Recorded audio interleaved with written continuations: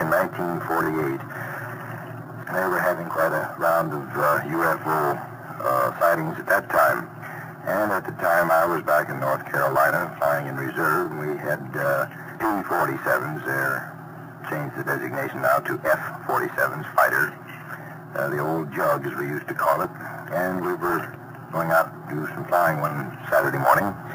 And there were three of us taking off on this particular flight. We were going to look over the countryside, do a little formation work, and that was about it. So the boys lined up. I was number 2 in takeoff position. The other ship took off ahead of me. This was approximately 9 o'clock in the morning. And lead ship took off, and I cleared the deck. And we were to join up somewhere around 8,000 to 10,000 feet. I had taken off and climbed up to approximately 5,000 or 6,000 feet. I'm not exactly sure right now of the altitude. And the tower called me, or not necessarily called me, called to the 3 fighters just clearing the area if they saw anything in the air at such and such a position from the field. With that, I looked up and to my right. At approximately, I would say by the clock, probably around 1 o'clock or 2 o'clock in position, 1 or 2 o'clock position, I saw a large ball of fire. That's what it looked like to me anyway. As I say, I got the call, and with that, of course, I immediately started looking around. I looked up to the right, saw this ball of fire at approximately 2 o'clock.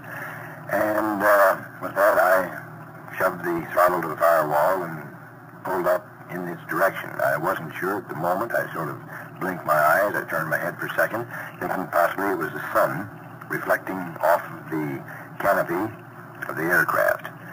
It was a normal, sunshiny morning. Visibility was unlimited, very few scattered clouds.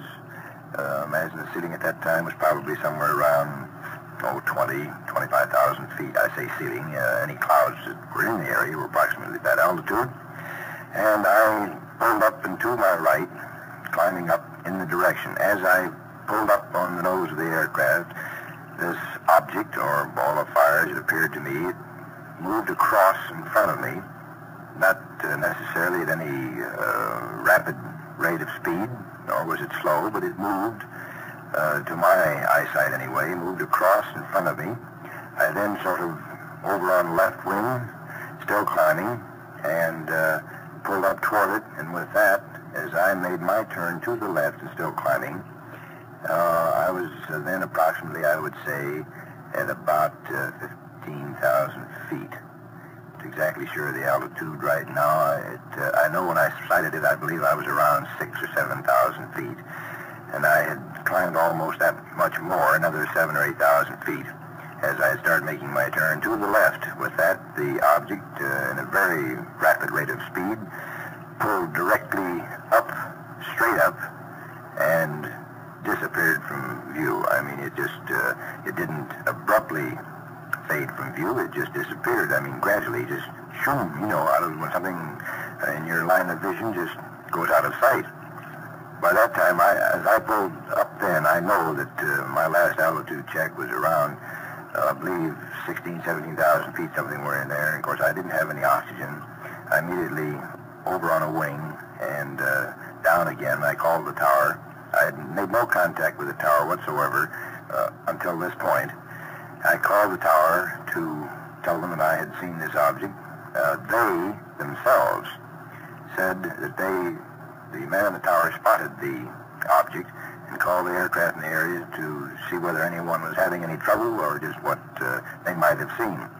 I then came down and called the other aircraft and asked them if they had seen them. One of the other pilots said he thought he saw something. He wasn't sure, but he did see me pull the hold of my aircraft and start climbing, and he couldn't figure out why.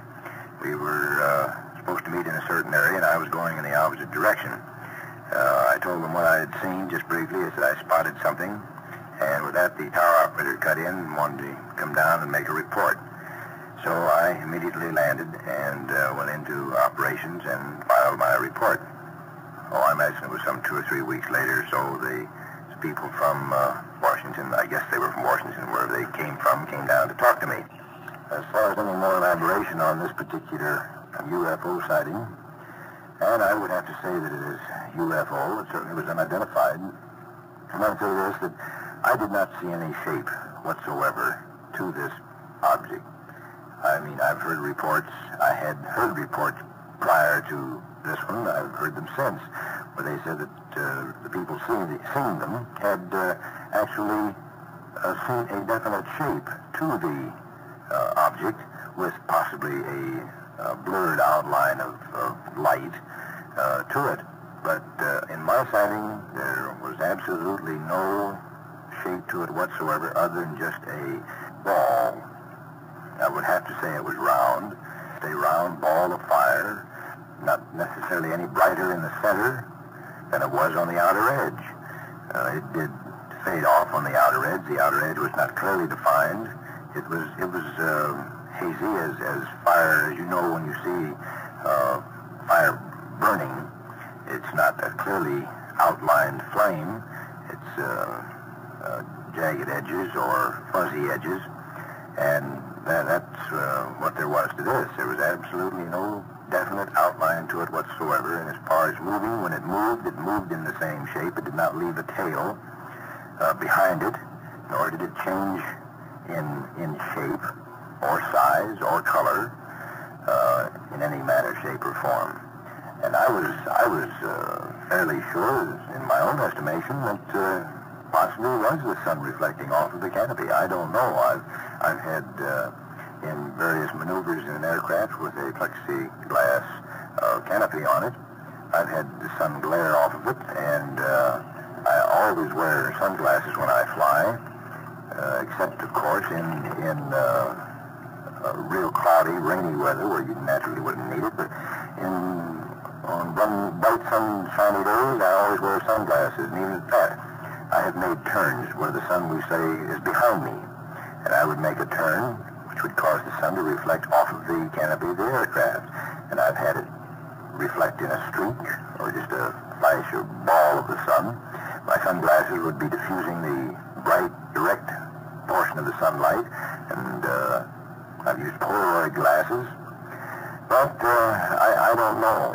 As I say, I'm not going to sit here and try to say that I know what it was, because I don't.